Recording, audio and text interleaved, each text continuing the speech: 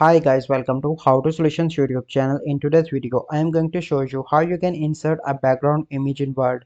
Before getting into this video, must subscribe to our YouTube channel and click on the bell icon. So the first step you need to do is to open Word, and you simply need to double click and header will open. Then you need to click on insert and click on pictures and click on this device.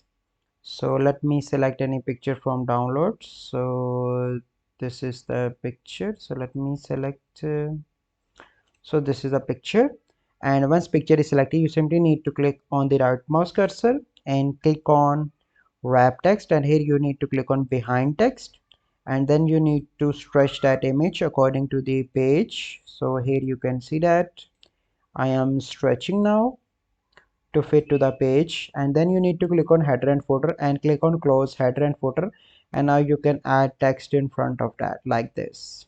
You can change color of the text as well.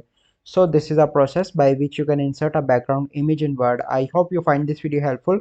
If you find this video helpful, must like this video, subscribe to our YouTube channel for future videos. We'll see you in the next video. Thank you, have a good day.